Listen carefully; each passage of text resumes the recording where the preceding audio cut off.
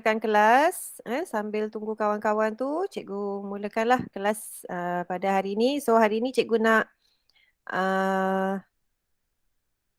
nak terangkan, nak berikan taklimat berkaitan dengan kerja khusus untuk tahun 2022. Okey, maksudnya ini kerja khusus untuk awak lah. Semester 2 tahun 2022. Okey, jadi semua pelajar wajib print manual pengurusan kerja khusus ni. Okey, dan kalau boleh kamu print daripada muka surat 48 ni sehinggalah muka surat 62. Okey, wajib tau, mesti ada. Lepas tu nanti simpan dalam satu fail khas, fail KKS, fail pocket. Tak kisahlah bentuk macam mana pun fail tu, tapi kamu simpan dalam tu. Sebab apa nanti kalau ada sebarang pertanyaan ke, kemusykilan ke, kamu rujuk saja dekat dalam manual tu. Dekat dalam tu semua dah bagi tahu dah. Okey, so hari ni cikgu akan berikan taklimat. Kita mulakan dengan pengenalan dulu. KKS ni apa dia. Lepas tu nanti cikgu terangkan pula, tunjukkan pula soalannya, kertas soalan untuk kerja khusus ni, apa soalan-soalan yang diberikan dan apa yang kamu perlu buat.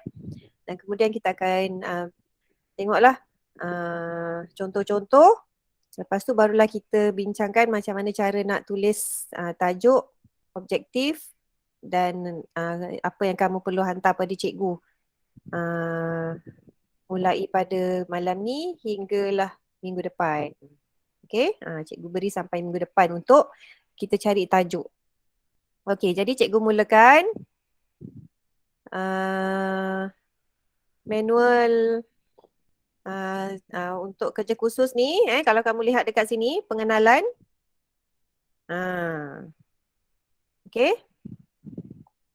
Setiap calon STPM, sama ada sekolah menengah, sekolah kerajaan, swasta atau persendirian, wajib melaksanakan kerja khusus sebagai satu daripada komponen penilaian untuk semester 2. Okey, dan wajaran markah bagi komponen kerja khusus ni adalah 20%. Maksudnya tinggilah nilainya. Hampir sama dengan markah untuk semester 2, semester 1, semester 2, semester 3.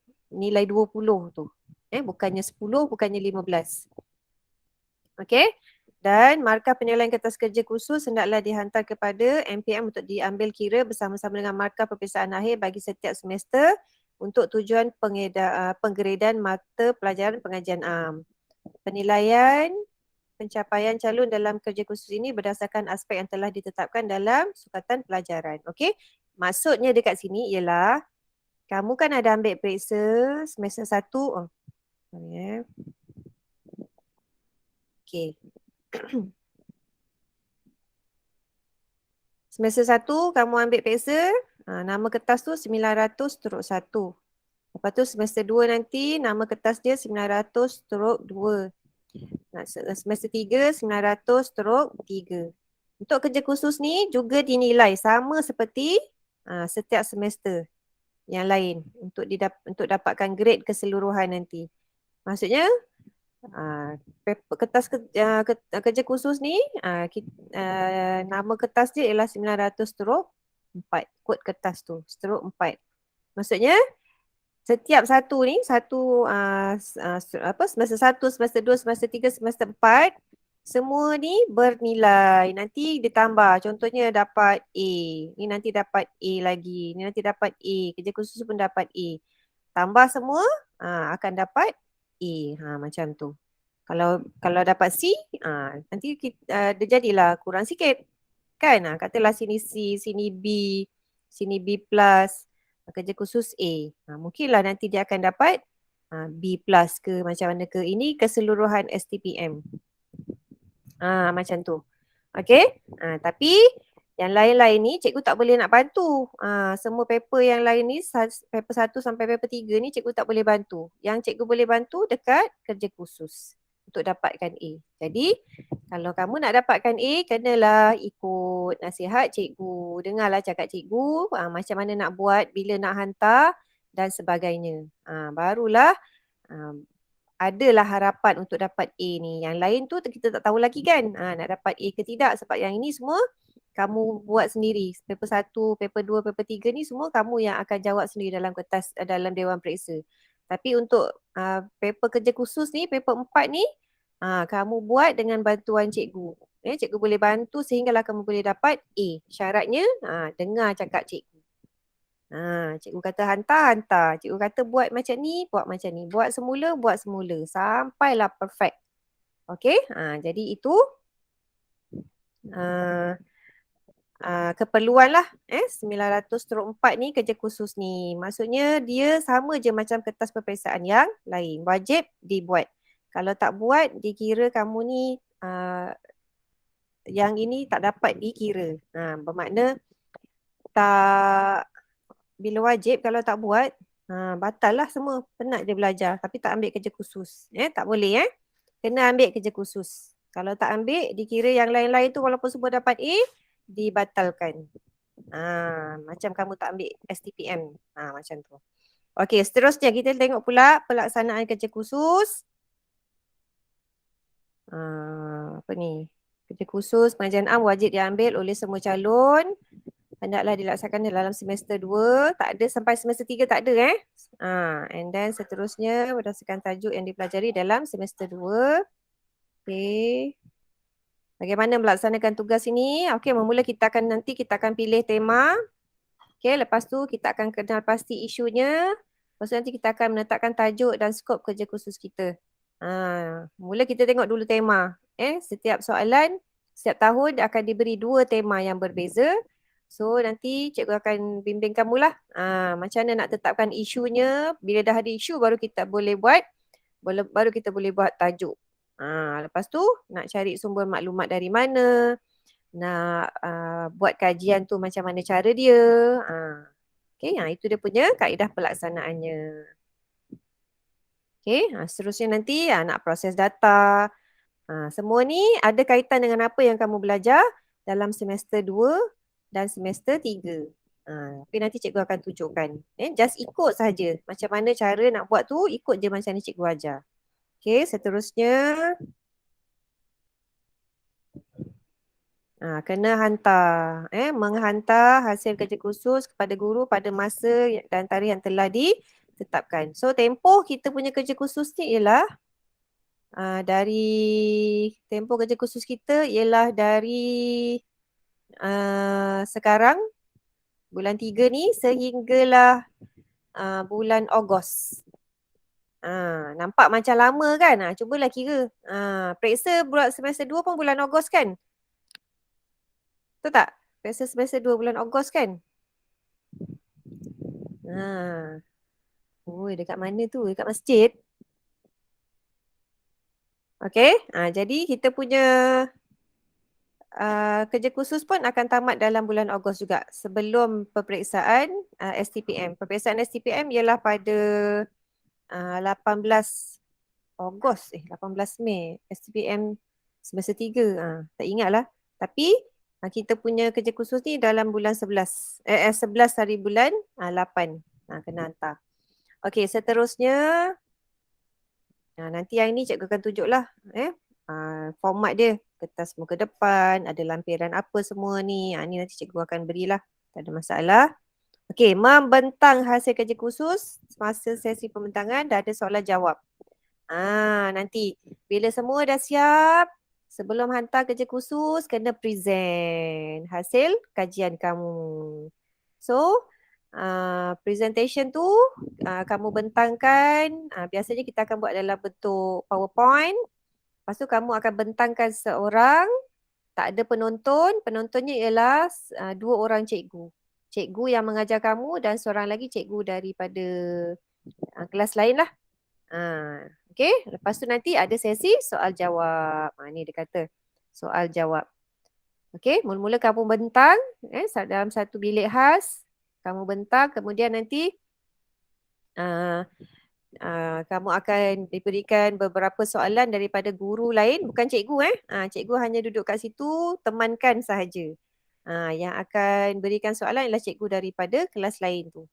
Lepas tu kamu akan jawab soalan dia. Kalau dah siap, maka selesailah pembentangan itu. So prosesnya macam itulah, tak ada penonton. Untuk pengajian am, kita tak ada penonton semasa pembentangan. Kamu seorang-seorang. Jadi bentanglah apa yang kamu nak bentang untuk kerja khusus ni. Okay, berbeza dengan subjek lain. Subjek lain dia ada penonton. Tapi pengajian am tak ada. Okay, seterusnya. Semua ni menyimpan semua maklumat berkaitan dengan penghasilan kerja khusus dengan baik. Sebab tu tadi cikgu cakap manual kerja khusus dan semua bahan yang selepas ini kamu buat, kamu dah hantar kat cikgu, cikgu dah tanda, cikgu pulangkan balik, kamu simpan dalam satu fail khas. Okey? Fail pocket tu. Masukkan aja dalam tu. Itu dikira sebagai evidence. Tahu kan evidence? Tahu tak? Tahu cikgu. Ingat tak ada orang tadi saya cakap seorang-seorang. Okey, evidence. Nanti kalau ada siapa-siapa nak tengok bukti yang kamu bahan kerja khusus ni kamu buat sendiri, kamu boleh tunjukkan evidence tu.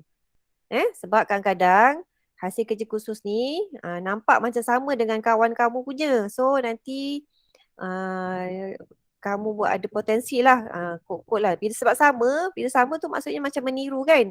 So kalau ada evidence kamu buat sendiri, jadi itu buktilah yang ini hasil kerja kamu. Kamu tak meniru ataupun ambil bahan orang lain. Okey, jadi simpan semua bahan tu masuk dalam satu fail. Okey, seterusnya. Okey, ni yang cikgu masukkan lah tadi dekat dalam evidence tu. Okey, ni untuk calon swasta. Sama juga.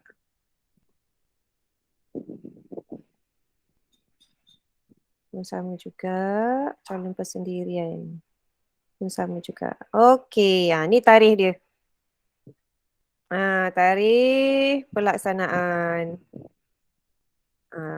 Tarikh dia dari 21 Mac hingga 11 Ogos pelaksanaan pemeriksaan dan pembentangan kerja khusus. Okey, bermula daripada 21 Mac. Hari tu cikgu pergi taklimat kan. So bila cikgu dah dapat tu, cikgu dah sampaikan kepada kamu. So lepas ni sampailah 11 Ogos nanti, cikgu akan bimbing. Sepatutnya lah cikgu akan bimbing kamu dan kamu pun kena belajar, kena buat, siapkan ini semua. Ni tengok kat sini dekat dalam ruangan ni. Okey, memahami, tahu skop kerja, bincangkan tema, merancang jadual kerja, membuat data temubuan dan sebagainya, susun data, proses data, persembahan data, bincangkan dapatan kajian. Ini semua kita akan buat. Okey, menyerahkan kerja khusus, membentangkan kerja khusus. Masa pembentangan 10 hingga 15 minit. Pada tarikh dan waktu yang ditetapkan. Jadi biasanya 10 hingga 15 minit tu 10 slide pembentangan dan 5 minit lagi untuk sesi soal jawab.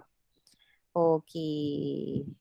Nanti kalau nasib baik adalah wakil-wakil daripada pihak NPM akan datang untuk pantau hasil kerja khusus kamu. So sebab tu kena ada evidence tu.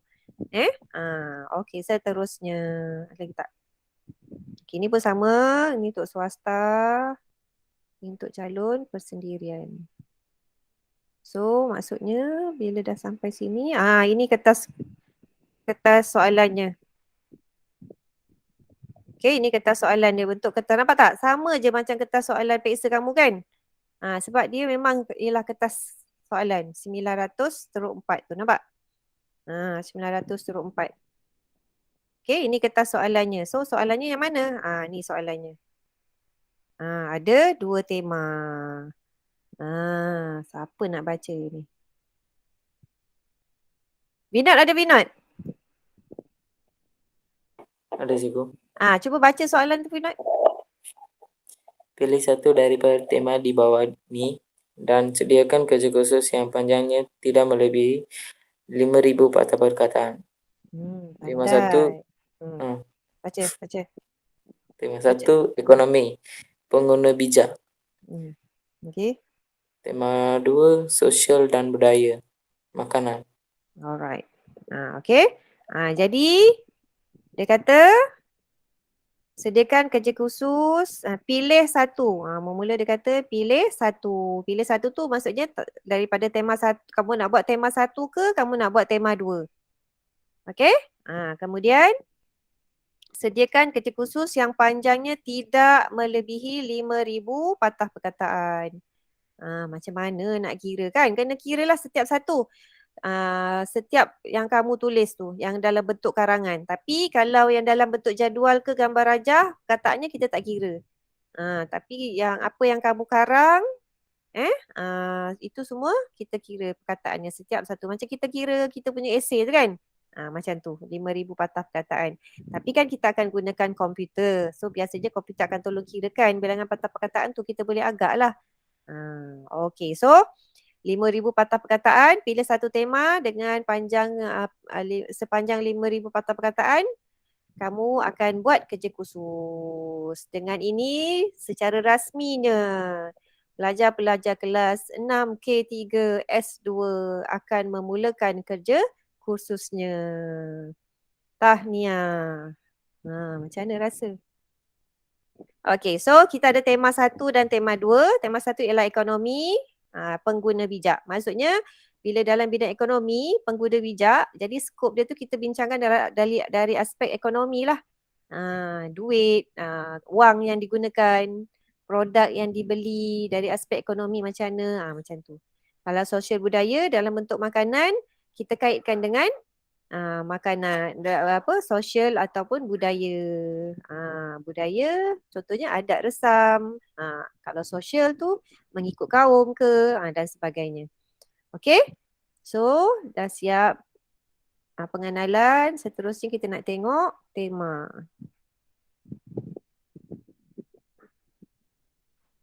Tak boleh buka. Hello.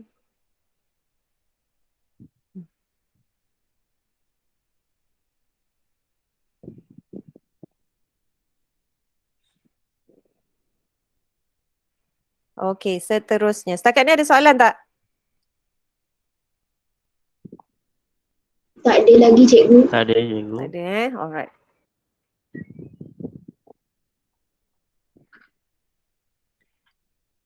Okey, so cikgu nak seterusnya cikgu nak terangkanlah setiap tema tu apa keperluan dia, macam mana kita nak apa yang macam cikgu nak apa keperluan dalam setiap tema tu lah. So kita mulakan dengan tema ekonomi dulu. Okey, ekonomi pengguna bijak. Apa maksud pengguna? Pengguna bijak. Pengguna tu kita. Kita tu apa? Kita. Orang yang mengguna satu barang atau perkhidmatan. Pengguna tu ialah orang yang menggunakan sesuatu barang atau perkhidmatan. Bolehlah tu. Nanti boleh masukkan dekat dalam pengenalan. Kalau ambil siapa yang pilih tajuk ekonomi ni, nanti dia kena cari apa maksud pengguna, apa maksud bijak. Bijak tu apa bijak? Bijak tu tadi pengguna tu kita. Bijak tu siapa? Bijak tu saya lah. Siapa? Bijak tu apa maksud dia? Pandai. Pandai. Maksudnya pengguna ni bila dia nak gunakan ataupun nak beli sesuatu barang, dia bukan terus beli, dia cek dulu, tengok tarikh luputnya, tengok harganya, harganya tu sesuai tak dengan barang yang kita beli tu. Contohnya produk yang biasa-biasa, tiruan tetapi harga macam harga yang original. Jadi kalau awak beli juga macam tu, maksudnya itu bukan pengguna bijak lah. Produk second hand tapi harganya sama macam produk yang first hand beli. Jadi itu tak bijak. Jadi pengguna bijak ni dia kena check dulu. Itu yang dimaksudkan sebagai pengguna bijak. Okey. Jadi pengguna bijak ini dilihat dari skop untuk buat kerja khusus ni, kita nak tengok apa yang dimasukkan ataupun kategori pengguna bijak tu macam mana. Dari segi perbelanjaan, keperluan isi rumah, apa-apa sahaja. Yang penting bila dia membelanjakan wang yang dia ada tu. Dia gunakan wang yang dia ada tu. Macam mana cara dia gunakan wang yang dia ada tu. Sebab kita sekarang sedang berada dalam skop tema ekonomi. So ekonomi pakai duit kan? Jadi apa-apa tajuk yang kita nak pilih tu mesti ada kaitan ataupun kita kaitkan dengan ekonomi. Contohnya macam yang ni, contoh dia beri perbelanjaan keperluan isi rumah. Maksudnya dia belanjakan apa? Duit. So sesuailah dengan ekonomi. Okay, and then yang kedua, melakukan perbandingan harga sebelum membuat sebarang pembelian. Nampak? Ada berkaitan dengan harga. Harga ialah wang. Okey, seterusnya membeli barang yang berkualiti. Membeli juga melibatkan wang. Seterusnya mengelakkan daripada berhutang. Hutang juga melibatkan wang. Nampak tak? Okey, jadi apa-apa sahaja tajuk, nanti bila kamu pilih, kamu nak cipta sesuatu tajuk tu mesti ada kaitan dengan wang dan ada kaitan dengan proses ekonomi. Tak kisahlah kamu tu pembeli ataupun kamu tu penjual. Tak kisahlah kamu beli barang ataupun kamu menggunakan servis atau perkhidmatan. Okey, lagi mengutamakan pembelian barangan tempatan. Ini maksudnya dia beli barangan tempatan pun boleh juga. Membuat aduan sekiranya merasakan dirinya ditipu oleh penjual atau pembekal. Okey, nampak tak? Nampak macam tak ada operasi jual beli kan? Tapi dia dah beli dah kat sini dengan penjual atau pembekal dan berlaku masalah tipu kat situ. Jadi ada proses pembelian dekat situ. Jadi kat sini isunya ialah aduan sebab ditipu oleh penjual. Ada proses membeli dan apa yang berlaku. Masih lagi dalam skop ekonomi. Okey, seterusnya apakah yang pelajar-pelajar faham mengenai pengguna bijak? Ini pun boleh juga. Kamu nak kenal pastikan adakah kawan-kawan kamu yang kawan kamu dekat sekolah kamu ke, dekat sekolah lain ke, adakah mereka faham apakah yang dimaksudkan dengan pengguna bijak? Pun boleh juga. Okey, siapakah yang dikategorikan sebagai pengguna bijak? Okey, ciri-ciri pengguna bijak. Peri pentingnya menjadi pengguna yang bijak dan lain-lain yang diberikan terangkum dalam tema ini. Apa-apa sahajalah yang ada kaitan dengan ekonomi, pengguna bijak. Okey?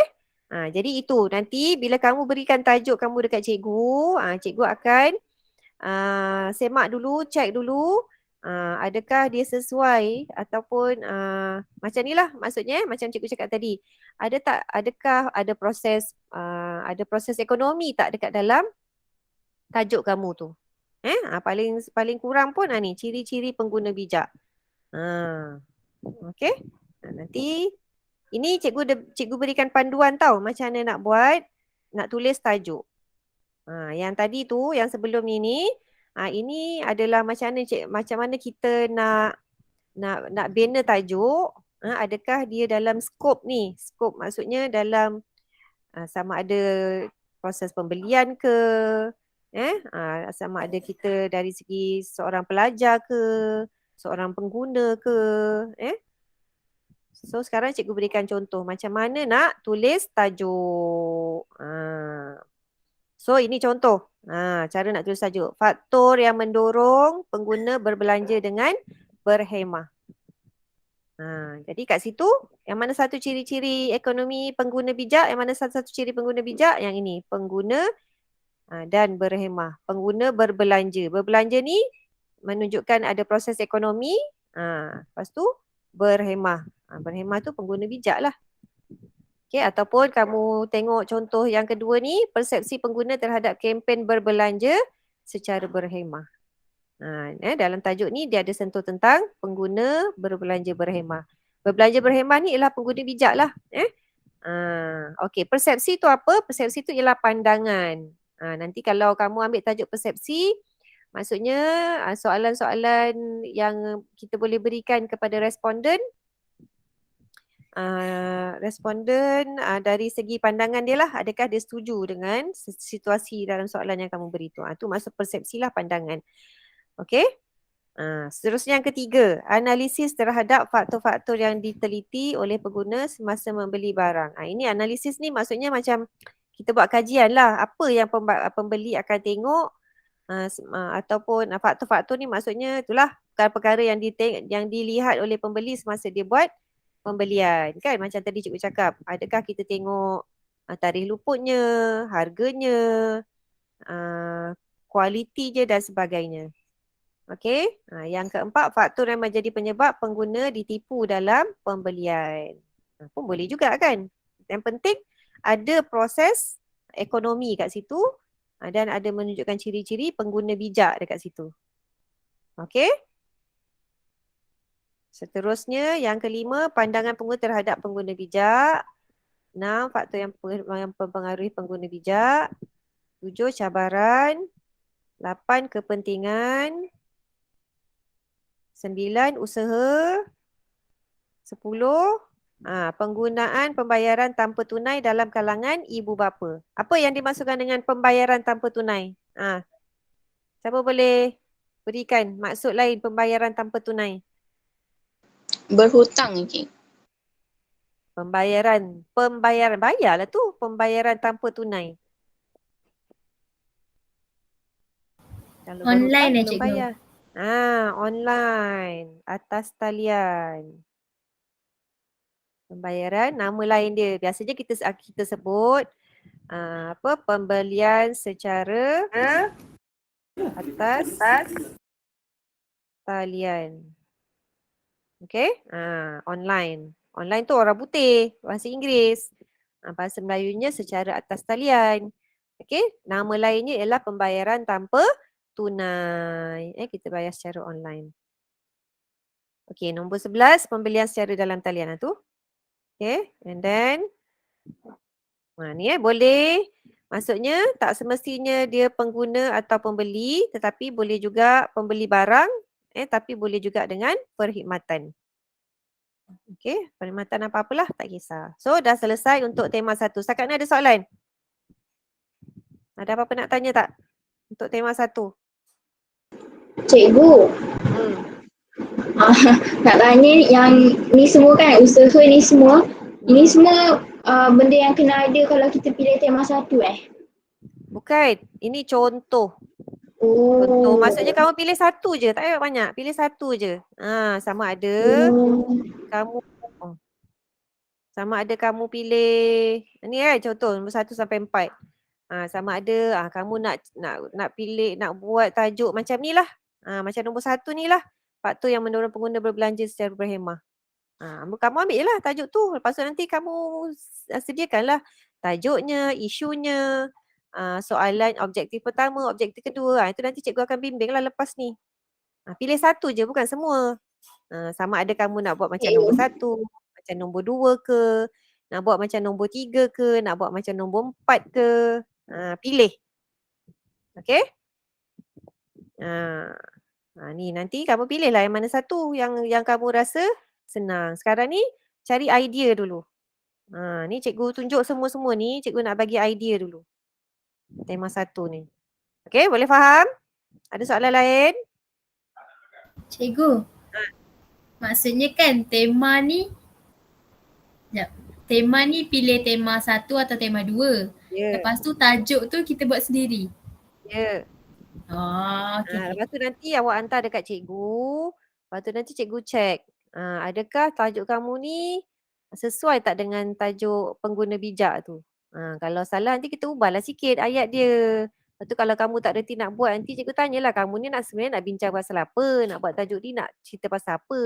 Lepas tu nanti kita cubalah adjust supaya dia boleh masuk dalam tajuk ekonomi pengguna bijak. Macam tu lah. So yang ini nombor 1 sampai 11 ni semua contoh isu ataupun contoh tajuk. Kamu pilihlah yang mana satu. Mana ada duit?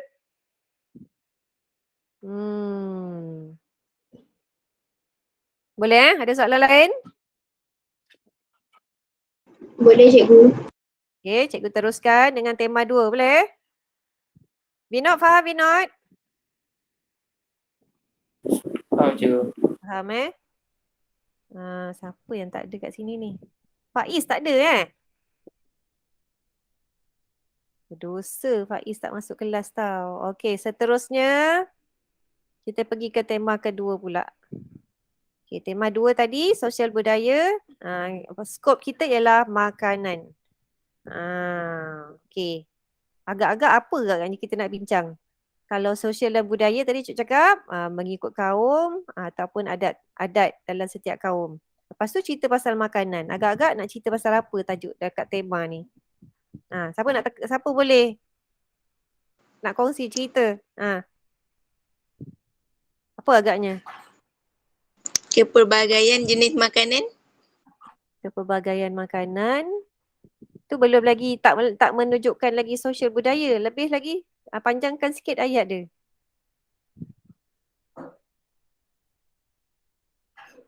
Dari mengikut kaum ke, makanan untuk kaum Melayu ke, kaum India, kaum Cina. Macam itulah. Okey, tajuk kerja khusus adalah berkaitan dengan makanan dalam ruang lingkup sosial dan budaya. Makanan tu dilihat dari segi macam mana. Yang ini cikgu terangkan ni ialah cikgu nak maksudnya kita nak macam ni, bagaimana makanan boleh menunjukkan perbezaan. Ini maksud kepada tema tu. Okey, bagaimana makanan boleh menunjukkan perbezaan masyarakat majmuk di Malaysia. Nampak tak? Contohnya kalau nasi ambang. Dia menunjukkan makanan kaum apa? Melayu. Okay. And then biasanya nasi ambang tu dijamu masa bila? Kenduri. Kan biasanya waktu kenduri ke ataupun jamuan ke macam tu. Jadi itu menunjukkan budaya lah. Budaya ataupun yalah budayanya waktu kenduri nanti dia akan jamu tetamu dia dengan nasi ambeng macam tu. Kalau kaum Cina nanti waktu raya tahun baru Cina tu dia kan ada makanan dia yang kita sebut sebagai yisang tu kan. Itu biasanya dia akan jamu ataupun dibuat pada bila makan malam raya dia kan, waktu dia makan besar. Itu pun dikira sebagai budaya juga. Jadi kamu nak bincangkan yang itu pun boleh. Itu yang dimaksudkan kat sini, boleh menunjukkan perbezaan masyarakat majmuk tu. Kalau India tahun baru pula masa raya, tak kisahlah raya apa pun. Apa nama makanan-makanan yang biasa dihidangkan? Thosai. Thosai masa bila? Raya Deepavali. Kalau biryani ada tak? Semua raya cikgu ada. Okey. Jadi semua pun boleh. Maksudnya ada. Maksudnya sekarang ni kita nak cari jenis makanan and then waktu bila biasa dijamu. Itu satu. And then boleh juga kalau kita nak carikan perbezaan tu. Perbezaan upacara-upacara yang berkaitan dengan makanan. Pun boleh juga. Contoh makanan apa? Pulut kuning. Pulut kuning.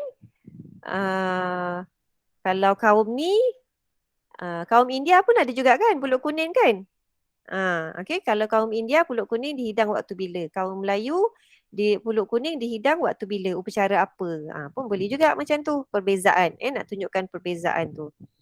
Okay. Lagi jenis-jenis makanan yang dihidangkan dalam sesuatu upacara kebudayaan dan lambang makanan. Ni macam tadi yang cikgu sebut. Lambang makanan tu. Macam yang yisang tahun baru Cina tu. Apa kalau makanan tu warna kuning apa? Kalau warna merah tu apa? Warna hijau tu apa? Putih tu apa? Okay, kalau macam kita nasi ambeng tu menunjukkan apa kan ada macam-macam kan? Ada ikan, nasi, ayam, ada macam-macam lah, mi, semua bercampur dalam satu makanan. Shh.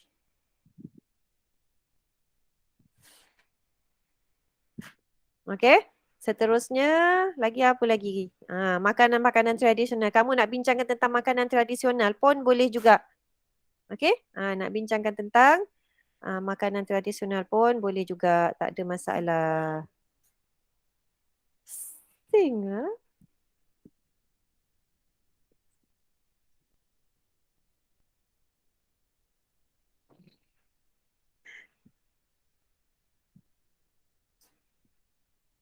Tengoklah kucing. Kucing saya ni dia tengah cari tempat.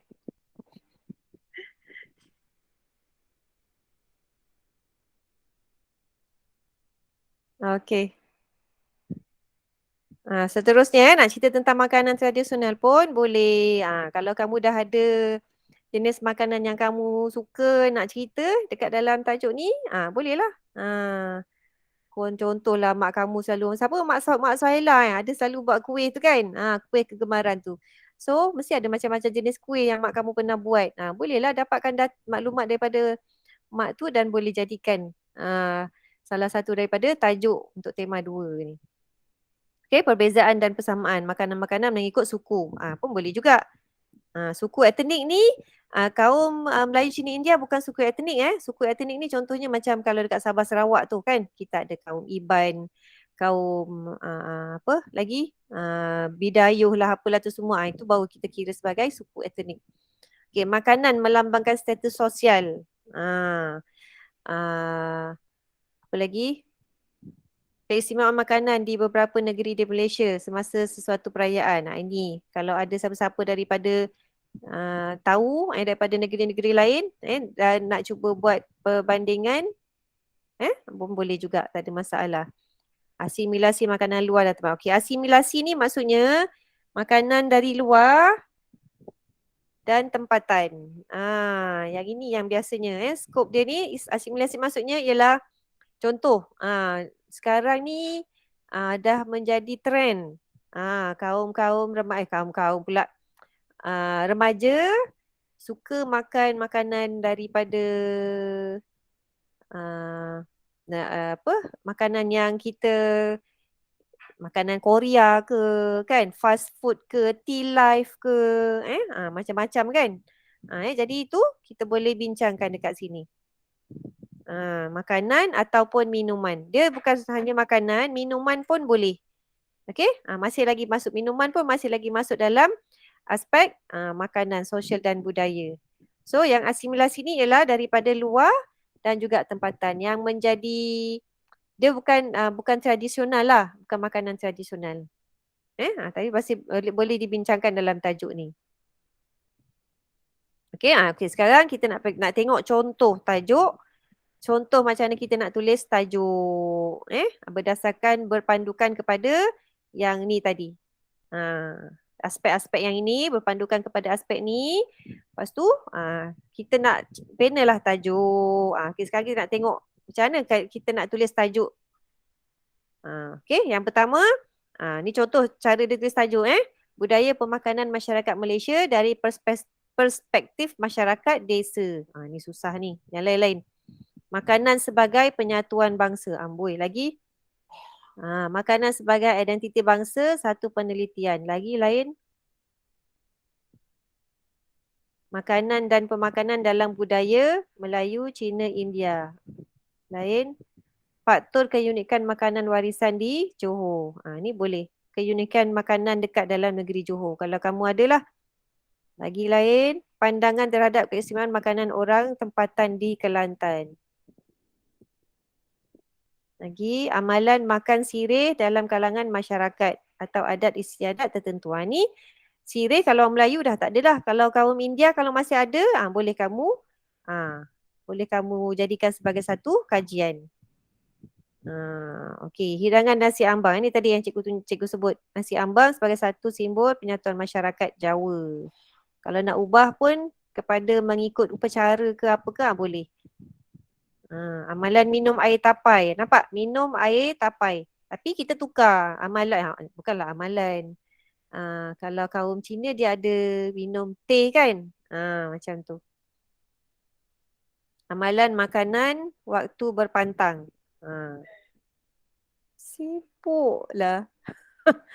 Okey. So dah siap. Jadi ini contoh-contoh yang diberikan. Sebagai panduan lah untuk kamu tuliskan tajuk kamu. Setakat ni faham tak? Macam mana cara nak untuk tema makanan. Tadi untuk tema pengguna kamu dah faham. Untuk tema makanan ni ada soalan tak? Tak apa, lepas ni cikgu tunjukkan lagi cara-cara nak tulis. Ini baru contoh secara umum lah. Ada persoalan tak? Cikgu nak tanya. Tak ada cikgu. Cikgu jap. Tanya. Kalau dalam kelas tu, kalau tersama tu boleh cikgu? Sama sama betul tak boleh. Kita bezakan berdasarkan kepada lokasi kajian. Okey cikgu. Contoh amalan makanan berpantang. Lepas tu Suhaila dengan Adibah dua-dua nak buat amalan makanan berpantang. Kan? Tapi Suhaila buat amalan makanan berpantang dekat mana?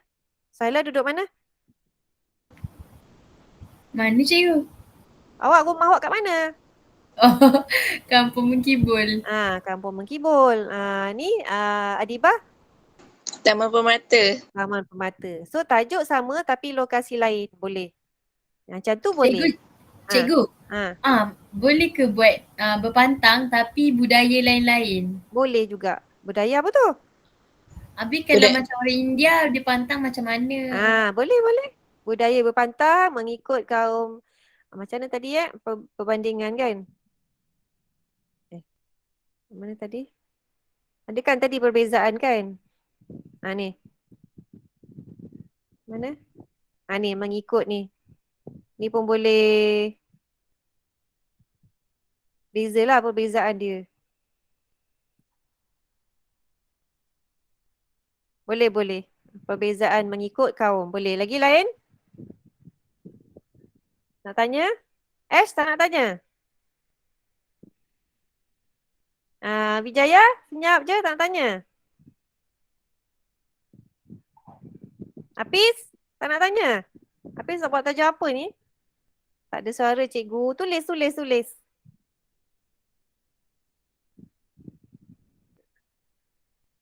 Okay, so sekarang ni dah dapat tak sikit? Maksudnya kena ada ni sikit tau. Dalam kepala otak tu sekarang ni dah kena. Nak pilih tema 1 ke nak pilih tema 2? Nak pilih ekonomi ke nak pilih makanan? Dalam otak tu, idea tu sekarang. Sebab lepas ni cikgu nak bagi contoh. Nanti dekat contoh tu nanti kamu lagi nanti. Dalam contoh tu nanti dah macam-macam pula. Nanti kamu kalau tak decide lagi, nanti macam-macam pula jadi dia. Okay, ni cikgu bagi contoh untuk ekonomi Okay, sekarang ni cikgu nak tunjukkan slide contoh. Contoh macam mana cara nanti kamu nak tulis dan hantar kepada cikgu. Ni contoh. Ni contoh. Amalan berbelanja bijak dalam kalangan guru. Di mana? So, di mana ni ialah lokasi dia. Okey. Dalam kalangan guru ni ialah responden. Cikgu tak beritahu kan? Okey, responden nanti bila kamu dah siap buat tajuk ni semua ni kena ni tajuk, rasional dia kenapa, masalah dia apa, persoalan dan objektif ni apa ni, kamu kena tulis dan hantar dekat cikgu. Okey? Lepas tu nanti kita akan buat soalan. Soalan untuk soal selidik untuk kita cari responden. Responden ni kalau kamu kata kamu nak cerita pasal contohnya ni dalam kalangan guru, responden dia maksudnya responden tu mesti 30 orang. Kalau kamu kata dalam kalangan pelajar tingkatan 6, responden kamu mesti 30 orang. So bila nak maksudnya nak tentukan yang ini ni, kena tengoklah siapa. Kena pastikan ada 30 orang. So sekarang ni dah tak ada masalah sebab nanti kita akan buat soal selidik secara Google Form. Secara Google Form. Maksudnya kita akan bagi link sahaja dekat responden kita, nanti dia buka, dia akan tanda tik, lepas tu submit. Lepas tu nanti kamu check dekat dalam kamu punya Google Form lah. Tengok apa jawapan dia. Jadi dah tak perlu lagi nak edarkan kertas soal selidik. Tak perlu lagi nak print out, photostat dan edarkan. Okay, secara online pun dah boleh. Jadi maksudnya dah tak ada masalah lah.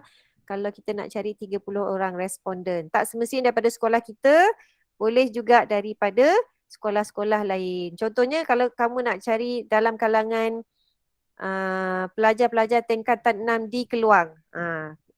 Tingkatan 6 kat Keluang ni ada banyak kan? Ada 4 sekolah. So kamu boleh cari kawan-kawan dekat sekolah lain untuk jawab kajian kamu ni. Itu maksud dia untuk dapatkan Minimum 30 orang. Dapat 100 tak ada masalah. Tapi kita nak minimum 30 orang. Faham Faham tak? Faham cikgu. Faham cikgu. Okay, very good. Okay, jadi ini caranya macam mana penyediaan dia. So ini contoh tajuk dibeli yang dicadangkan. Okay, amalan berbelanja bijak dalam kalangan guru di SMK Khair Johari, Sungai Petani Kedah. Okay, tajuk dia umum. Tapi yang kita nak tengok yang lebih spesifik dekat bawah ni. Dekat objektif kajian dia. Dia nak kaji apa? Yang pertama dia nak kaji macam mana cara dia buat amalan tu. Maksudnya adakah dia buat pemeriksaan dulu. Adakah dia cek dulu sebelum pergi beli. Dia semak harga dulu dan sebagainya. And then yang kedua ni apa yang dia nak kaji. Dia nak tengok faktor-faktor yang mendorong guru-guru ni berbelanja dengan bijak. Faktor tu apa sebab kan? Contohnya macam tu. Okay, jadi yang penting sekarang ni tajuk dan juga objektif. Yang paling utama lah. Jadi dah dapat dah dapat sedikit idea macam mana nak tulis. Okay, yang ni tak apa. Okay, seterusnya kita tengok lagi contoh lain. Okay, amalan berbelanja semasa jualan promosi dalam kalangan guru di SMK. Sebab soalan ni sebab tajuk-tajuk ni cikgu-cikgu yang buat. So sebab tu dia tulis kat situ dalam kalangan guru. Nanti kalau kamu nak tulis guru boleh, ibu bapa boleh. Contoh, Darwin nak buat amalan berbelanja semasa jualan promosi dalam kalangan guru. Guru-guru di SMK Taman Keluang Barat. Lepas tu nanti Hafiz pula amalan berbelanja semasa jualan promosi dalam kalangan pelajar tingkatan 6 di SMK Taman Keluang Barat. Nanti Vinod pula amalan berbelanja semasa jualan promosi dalam kalangan ibu bapa. Ibu bapa di Taman Keluang Barat. Vinod duduk mana? Taman Sri Keluang. Di Taman Sri Keluang. Ibu bapa. Taman Permata. Taman Permata. Di Taman Permata. Jadi kamu edarkan je lah. Ibu bapa dia jawab. Jadi tajuk sama tetapi responden dia lain-lain kan. Daripada pelajar tingkatan 6, daripada kalangan guru-guru, daripada kalangan ibu bapa. Nanti nak buat daripada kalangan siapa lagi? Warga emas ke? Boleh, tak ada masalah. Yang penting jumlah dia cukup nanti. Bila kamu cari cukup 30 orang. Okay, boleh faham tak maksud cikgu ni? Boleh cikgu. Maksudnya Adibah dengan Faiz. Boleh tak tajuk sama? Boleh tapi lokasi lain. Boleh tapi lokasi lain ataupun boleh tapi responden tak sama. Responden tu tadi siapa? Dalam kalangan guru, dalam kalangan pelajar, dalam kalangan ibu bapa. Tu responden. Tu kita panggil sebagai responden. Kalau lokasi tu di SMK Taman Keluang Barat, di SMK Taman Sri Keluang. Itu maksud dia. Faham Perbezaannya ialah dari segi lokasi dan juga responden yang berbeza. Boleh faham Okey. So seterusnya, tadi kita tengok ini pula amalan berbelanja semasa jualan promosi. Lepas tu kita tengok apa objektif dia kat sini. Mengenal pasti kategori produk yang dibeli semasa jualan promosi. And then mengkaji kesan amalan berbelanja secara semasa jualan ni terhadap perbelanjaan isi rumah tu. Panjang kan. Okay, tapi yang penting kat sini kita nak tengok objektif satu tu dia nak tengok je apa kategori produk. And then yang kedua tu kesan. Macam tu. Tak apa, yang ni nanti cikgu akan bimbing. Kamu tulis je. Yang penting kamu tahu apa yang kamu nak tulis. Kalau tak tahu nak apa yang kamu nak kaji. Kalau tak tahu nak tulis, nanti cikgu akan bantu. Yang ini tajuk dia pembayaran tanpa tunai menjadi pilihan pengguna bijak di Taman Desa. Pembayaran tanpa tunai menjadi pilihan pengguna bijak di Taman Desa. Kan? Yang ini selalu orang buat kan? Pembayaran tanpa tunai. Apa tadi pembayaran tanpa tunai? Online. Online. Bayaran secara atas talian ataupun secara online menjadi pilihan pengguna bijak. Siapa yang tak pernah lagi try buat bayaran secara online? tak pernah. Ada tak yang tak pernah buat pembayaran secara atas talian? Maksudnya semua dah ada pengalaman membuat pembayaran secara atas talian. Jadi boleh kalau nak cuba nak buat kajian yang ini sebab kamu pun dah ada pengalaman, jadi kamu boleh senang nanti nak buat soalan pun senang, nak terangkan kepada responden macam mana cara nak jawab pun senang. Nak buat ulasan nanti, kajian kamu nanti kena buat ulasan, analisis pun senang juga sebab kamu dah ada pengalaman dengan pembayaran tanpa tunai ni. Okey. Jadi kat sini objektif dia mengenal pasti jenis-jenis pembayaran. Okey, jenis-jenis pembayaran tanpa tunai. Apa contoh-contoh pembayaran tanpa tunai? Kita biasanya kalau kita tak bawa cash, kita bayar pakai apa?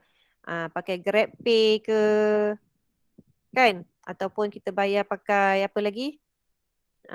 PayWave ke. Itu yang dimaksudkan dengan tanpa tunai tu. Debit card, pakai kad je. Debit card ke, kredit card ke.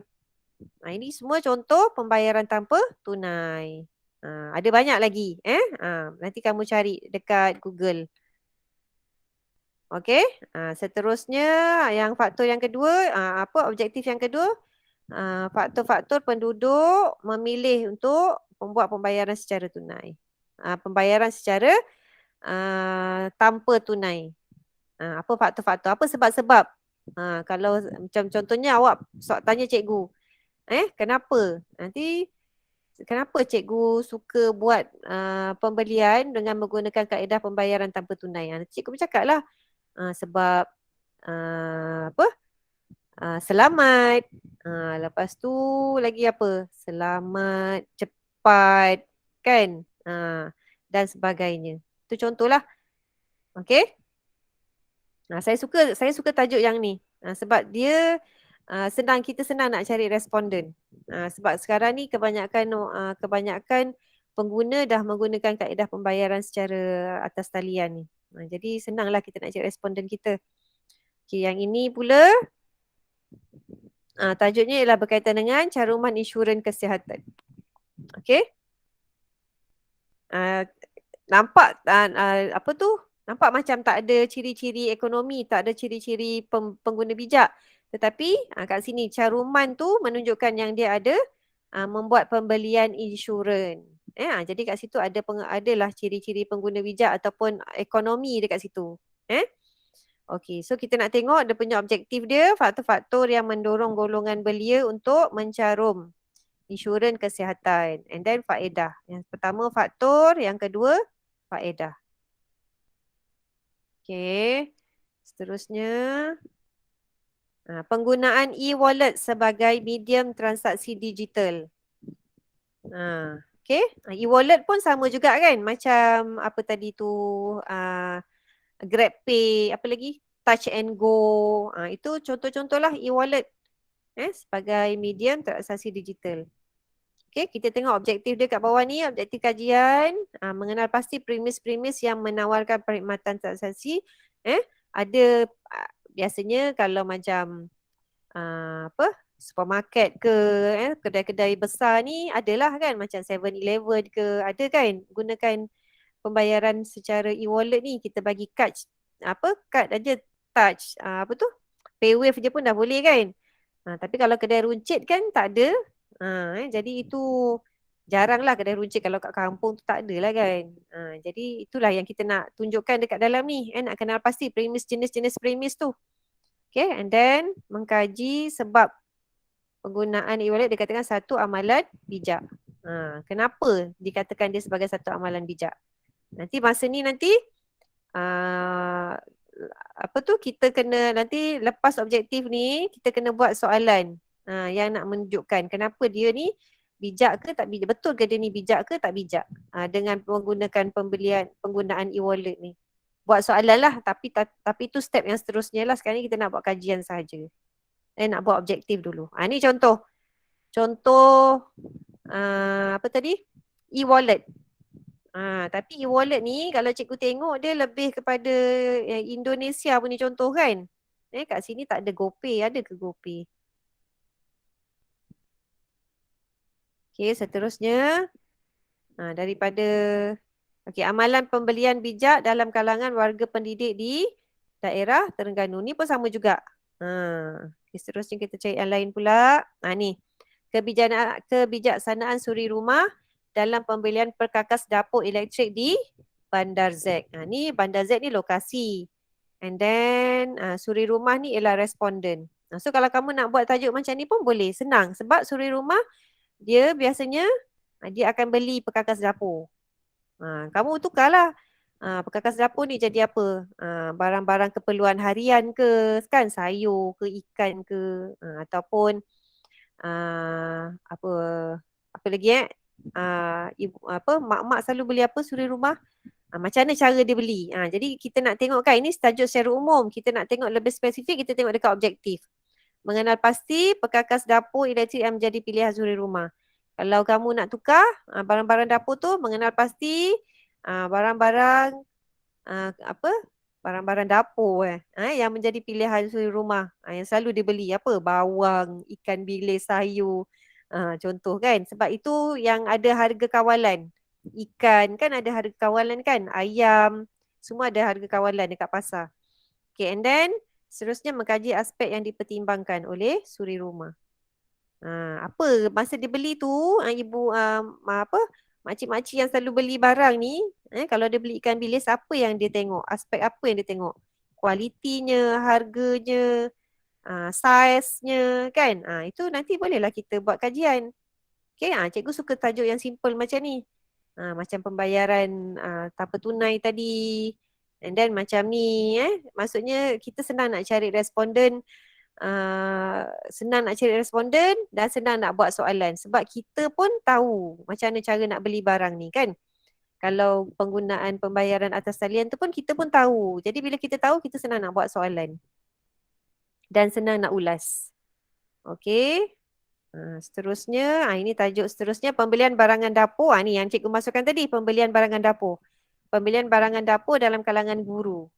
Tukarlah nanti dalam kalangan suri rumah. Di mana? Di Taman Mengkibul. Tukar. Okay, and then objektif dia mengenal pasti jenis-jenis barang dapur yang kerap dibeli oleh guru. Tadi tukar jadi suri rumah. Okay, di Taman Mengkibul. Mengkaji elemen-elemen yang menjadi pengguna bijak dalam pembelian barangan dapur. Elemen ni kita tukar jadi apa? Aspek-aspek. Aspek-aspek yang diutamakan oleh suri rumah semasa membuat pembelian barang dapur. Senang. Okey, itu cadangan cikgu lah. Okey. Okey, ni seterusnya kaedah pembayaran tanpa tunai. Sama juga. Okey, dalam kalangan belia. Kalau kamu nak gunakan dalam kalangan belia boleh. Nak gunakan dalam kalangan remaja pun boleh. Nak tengok aspek remaja tu, umur dia daripada umur berapa sampai berapa, cuba cari. Kalau tak silap cikgu, kalau belia ni daripada umur 18 hingga 30 tahun. Kalau remaja, dari umur berapa? 12 sehingga 18 tahun. Itu remaja. Okey. Dah siap. So nanti kamu kena hantar dekat cikgu. Macam ni. Tuliskan tajuk. Okey, rasional, masalah, persoalan, kajian. Tapi cikgu nak yang ni je, nombor 1 dengan nombor 2 ni, objektif. Yang ni nanti kita akan bincangkan sama-sama nanti. Boleh tak? Boleh tak? Cikgu. Boleh cikgu. Boleh cikgu. Ada soalan? Cikgu nak Okey. Mak, Apa dia? ada. Ya. Yang apa tadi dia? kan, Ah. responden tu Hmm. boleh sesiapa je Responden tu kena pilih lah siapa. Kena tapi pilih. tak ada sekejap Maknanya dia Contoh bukan, kamu okey, Alia nak cadang-cadang nak buat tajuk apa? tajuk yang pasal sosial budaya tu, makanan tu. Yang mana? Yang mana lah, cikgu tak ingat Alah, habis tu? Sekejap cikgu keluar sekejap. Tak cikgu, maksud saya kan dia tak ada suruh spesifik kan untuk responden tu untuk budak tingkatan 6 je, bukan kan? Tak. Ha, Tidak, okey, okey. tetapi kamu plan kalau nak buat tu kamu nak tanya apa?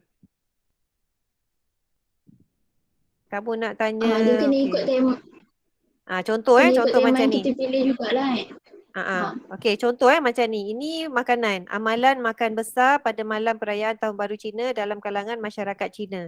So, kalau kat sini dalam kalangan masyarakat Cina. Jadi ini kita kena tanya maksudnya kita kena cari orang yang bersesuaian lah dengan dalam kalangan masyarakat Cina tu. Takkanlah orang Melayu pula nak jawab, betul tak? Kena Okey, cari faham. responden yang sesuai lah. Jadi sebab tu kita scope kan. Kalau kamu cakap dalam kalangan pelajar, contoh. Pelajar tingkatan 6 tu contoh je. Kamu nak cari orang lain pun boleh. Dalam kalangan penduduk di mana? Alia duduk mana? Taman Mengkibul. Taman Mengkibul. Dalam kalangan penduduk di Taman Mengkibul. Jadi kamu boleh jumpa siapa-siapa je penduduk dekat Taman Mengkibul tu. Suruh dia jawab. Jiran sebelah, jiran depan rumah. Anak beranak dia semua boleh. Sebab semua pun penduduk kat taman tu kan. Jadi semua pun boleh jawab. Berarti cukup 30 orang. Faham tak? Okey, cikgu faham. Cikgu. Apa dia ni Kavia? Cikgu yang responden tu kedua-dua tema tu kena ada ke? Tak. Pilih salah satu. Nak tema 1 ke nak tema 2. Semua mesti ada responden. Tak ada responden, tak ada kajian. Mesti ada responden. Cikgu nak tanya. Yang rasional kajian tu kita bagi maksud pada tajuk Rasional kajian. Contohnya, okey, contoh yang ni Contoh ni, kebijaksanaan pelajar tingkatan 6 SMK Taman Kelang Barat dalam pembelian telefon bimbit. So kat sini kita nak cari responden kita ialah pelajar tingkatan 6 Taman Kelang Barat. Okey? Lepas tu rasional dia, ni responden pelajar tingkatan 6 tu, nanti soalan yang kita beri, soal sedia yang kita beri, kita akan bagi kepada pelajar tingkatan 6 lah. Itu maksud dia responden tu. Kalau kita tak bagi responden, maksudnya kita tak ada kajian. Responden wajib 30 orang. Tak kisahlah tema 1 ke tema 2. Satu. Okay, yang kedua rasional kajian ialah okey, kat sini cikgu tajuk dia ialah pembelian telefon bimbit. Jadi rasional dia maksudnya isunya ialah tentang pembelian telefon bimbit. Jadi kat sini dia kata telefon bimbit semakin banyak digunakan dalam kalangan pelajar berikutan dengan pelaksanaan PDPR kan. Jadi rasional kat situlah. Dah maksudnya ramai, kita tengok ramainya orang beli telefon bimbit sekarang kan. Sebab apa? Okey, sebab ada pelaksanaan PDPR. Ada sebab dia. Disebabkan oleh PDPR yang terlalu banyak tu, sekarang ni banyak orang beli telefon bimbit. Itu rasional dia. Kalau contoh apa tadi makanan disebabkan oleh makanan rasional dia makanan tu bukan kalau makanan apa yang nak cerita berpantang kan. Kita tengok daripada kita tengok kaum Melayu cara berpantang dia lain, kaum India cara berpantang dia lain. Jadi itu boleh jadikan rasional lah. Berbagai kaum mempunyai kaedah amalan berpantang yang berbeza. Itu kita masukkan dalam rasional kita. Okey, masalah dia apa? Masalah dia. Adakah ini boleh bagilah macam ni lah. Kita jadikan dia satu persoalan.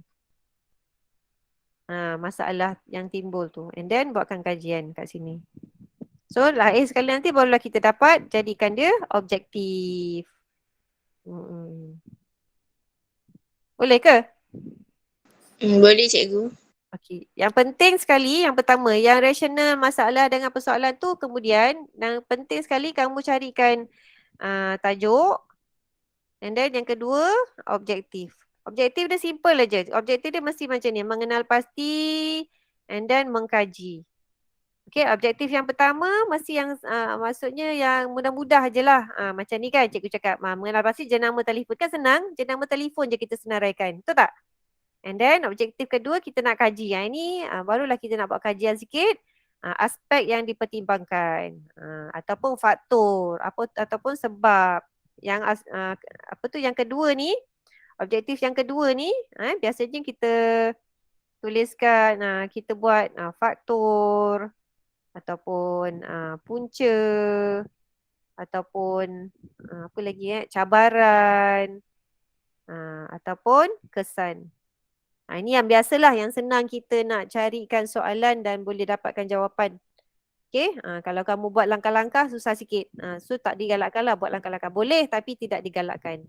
Okey, digalakkan buat ni faktor, punca, kesan, cabaran. Itu boleh. And then yang pertama ni biasanya objektif yang pertama ni nanti dalam kajian kita buat yang simple-simple aja. Sama ada kita senaraikan ataupun kita paling senang senaraikan je lah. Macam ni. Okay, ada soalan? Lagi lain nak tanya? Okay, contoh yang ni Contoh kalau dia buat amalan bijak. Mengenal pasti amalan pengguna bijak. Apa? Amalan tu maksudnya dia apa? Dia semak dulu harga. Lepas tu yang kedua mengkaji faktor. Nampak? Mengkaji faktor. Faktor-faktor. Apa yang mendorong dia supaya dia berbelanja dengan bijak tu. Okey, ada soalan lain? Nak tanya? Faham ke tak ni? Davin faham tak? Kena buat apa sebenarnya? Faham cikgu. Davin kena buat apa? Nak hantar kat cikgu ni.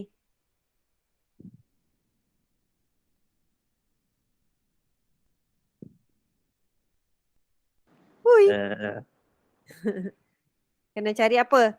Cikgu nak kena hantar kat cikgu ni apa yang kena hantar kat cikgu Darwin?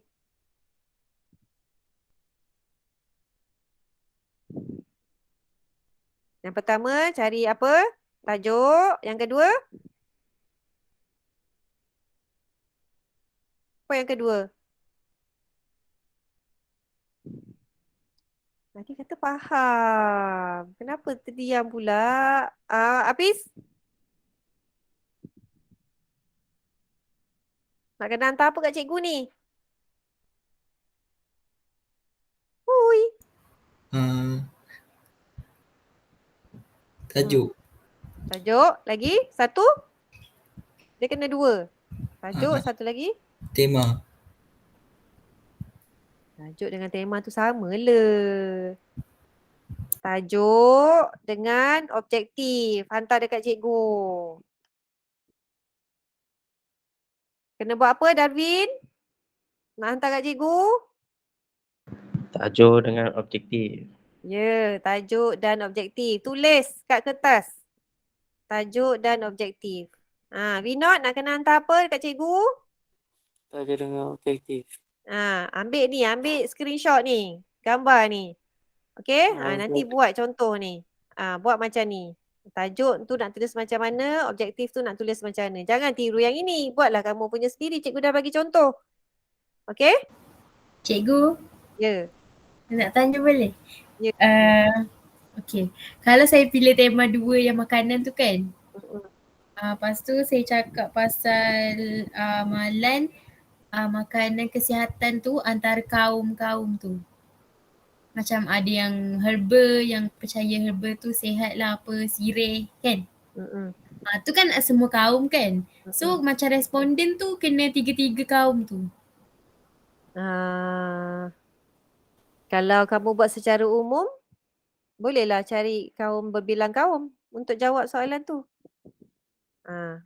Bolehlah, maksudnya dalam kalangan penduduk di Taman Mengkibul. Kamu tak mention responden tu, kamu sebut apa tadi?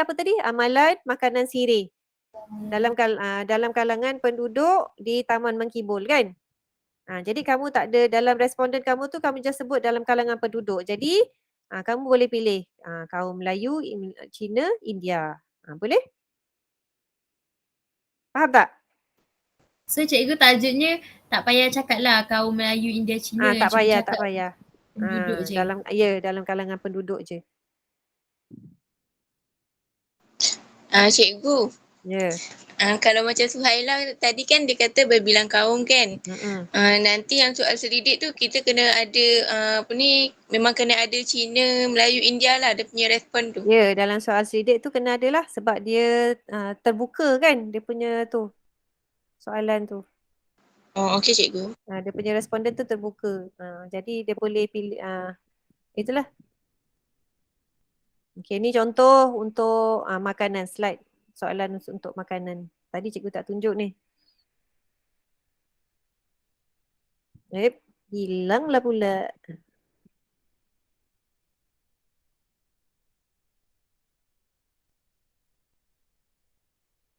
Okey, ni boleh tunjuk amalan makanan sewaktu berpantang selepas bersalin dalam kalangan masyarakat Melayu di kampung Padang Besar. Nanti tukarlah ikutlah tempat kamu kan. Lepas tu tengok objektif dia, mengenal pasti jenis makanan. Nampak senang je, simple. Nanti senaraikan jenis makanan apa yang diambil semasa berpantang. Okey? Diconteng pula. Okay, and then mengkaji sebab dia ambil makanan berpantang tu. Contohnya apa makanan berpantang? Dia ambil kalau nak ikut kaum yang berbagai, bolehlah letak macam-macam soalan nanti dekat situ. Kalau macam ni dia fokus kepada kaum Melayu kan. Kalau kamu nak buat secara terbuka dalam kalangan penduduk di taman desa, contohnya macam tu. Nanti berbagai kaum dia akan pilih makanan yang macam-macam. Adalah sebab-sebab dia sendiri. Jadi soalan kita tu boleh berbagai. Boleh? Tak ada masalah. Okey, lagi? Ni contohlah sebab-sebabnya. Boleh jadikan contoh soalan kamu. Contoh, ni tadi cikgu ada sebut pulut kuning dalam pelbagai upacara adat masyarakat Melayu, kampung makam. Okey? Soalan objektif dia, mengenal pasti jenis-jenis upacara yang menggunakan pulut kuning. Cikgu rasa kaum India pun ada juga kan, kadang-kadang gunakan pulut kuning. Ataupun lain-lain pun tak ada masalah juga, boleh. Ni kan. Ni tadi soalan dia kita tak nampak. Ni upacara minum teh dalam adat perkauman kaum Cina. Lagi ni amalan makan sirih tadi. Masyarakat India. Betul dia punya objektif mengenal pasti faktor amalan makanan sirih dalam kalangan masyarakat India. Mengkaji trend amalan makanan sirih sebagai mengekalkan identiti masyarakat. Ni populariti. Cikgu suka macam ni. Populariti. Kuih tradisional dalam kalangan pelajar tingkatan 6. Nak kaji apa yang objektif tu. Mengenal pasti faktor-faktor yang menyebabkan kuih tradisional dilupakan. Dan mengkaji langkah-langkah untuk menjadikan kuih tradisional ini digemari. Ni Cikgu. Ya. Tadi kan yang soalan tu dia cakap pasal makan sirih orang India kan? So responden tu semua kena orang India Ya, betul. Faham? Yelah, takkan orang Melayu pula. Mana orang Melayu tahu? Faham tak? Tapi berbagai golongan, berbagai kumpulan umur lah. Sebab dia tak cakap tu. Dia just cakap masyarakat India. Jadi boleh jadi remaja, boleh jadi warga emas, boleh jadi dewasa. Tak ada masalah. Jadi ramai juga tu responden boleh dapat. Kalau macam ni dalam kalangan pelajar tingkatan 6 pun boleh berbilang kaum Cina, India, Melayu. Sebab dia terbuka kat situ dalam kalangan pelajar tingkatan 6. Dia tak spesifik mengikut kaum. Okay. Lagi ni, ni yang tadi cikgu sebutkan. Akulturasi makanan Korea kepada sosial budaya pemakanan dalam kalangan pelajar tingkatan 6 di daerah X. Maksudnya apa? Makanan Korea yang telah diadaptasikan ke dalam budaya pemakanan masyarakat. Kan tengok dekat objektif dia tu. Mengenal pasti jenis-jenis makanan Korea yang disukai oleh pelajar tingkatan 6 dan mengkaji kesan-kesan pengambilan makanan Korea kepada sosial budaya pemakanan dalam kalangan pelajar tingkatan 6. Okey, nampak tak? Sebab apa? Sebab sekarang ni ramai dah makanan Korea tu kira dah jadi makanan kegemaran pula golongan-golongan remaja ni. Ni lah pelajar tingkatan 6 ni lah. antara golongan remajanya. Jadi dia skop dia lebih fokus kepada pelajar tingkatan 6. Kalau nak sebut remaja pun boleh juga, lagi ramai yang boleh tolong jawabkan soalan kamu nanti. Faham Okey. Ni hidangan makanan reunian. Ni yang cikgu sebut tadi yang makan tahun baru Cina tu. Kalau macam ni makanan tahun baru Cina, responden dia mestilah kaum Cina kan. Takkanlah kaum Melayu ataupun India pula. Kita tak tahu sebab dia macam mana. Kaedah dia macam mana. Okey, ni makanan tradisi masyarakat Cina semasa perayaan. Ni pun sama juga. Okey, ni nasi kerabu, identiti masyarakat Siam di daerah. So ini nasi kerabu tu ialah sejenis makanan dan dia juga merupakan salah satu daripada sosial budaya. So kita boleh fokus kepada makanan itu sendiri. Nasi kerabu pun boleh juga. Macam tadi sirih kan, kita fokus kepada sirih sahaja pun boleh juga. Yang penting dia sejenis makanan ataupun minuman. Hilang, tak keluar. Tulisan dia jadi putih.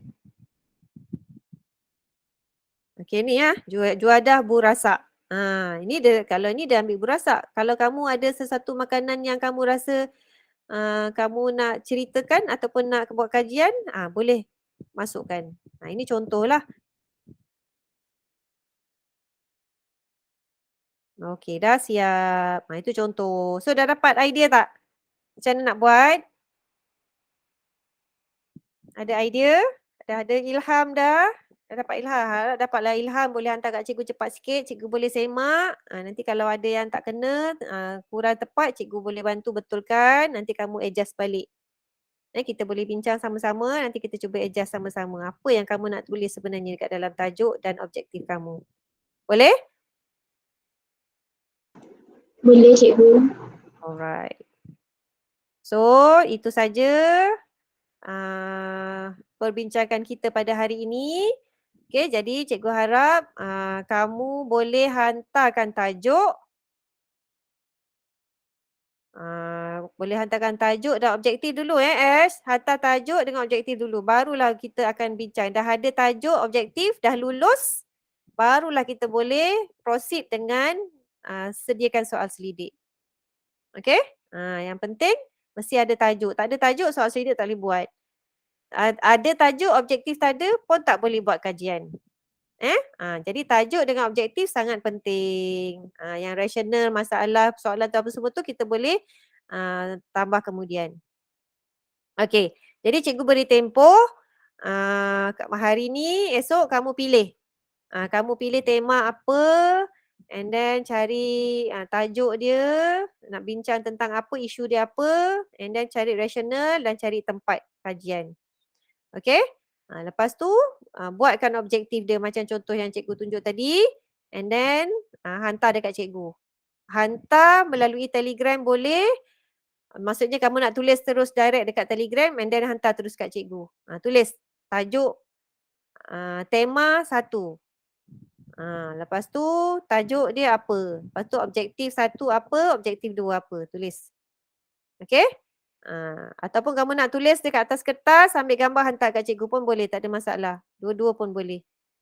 Tapi tulis atas kertas lah, nanti senang cikgu nak conteng. Kalau tulis kat atas dalam Telegram terus, nanti cikgu nak conteng susah. Boleh Tulis atas kertas, lepas tu ambil gambar, hantar kat cikgu. Nanti cikgu nak conteng senang. Boleh? Boleh cikgu. Boleh cikgu. Cikgu. Ya. So maknanya cikgu bagi kita orang masa berapa lama untuk buat tajuk dengan objektif tu? Okey, kalau saya bagi tempoh sampai hari Ahad boleh? Esok Jumaat, Sabtu fikir, hari Ahad tu hantar. Boleh cikgu. Okey, cuba dulu hantar je. Tak kisahlah betul ke salah, hantar. Kalau salah, cikgu suruh buat balik.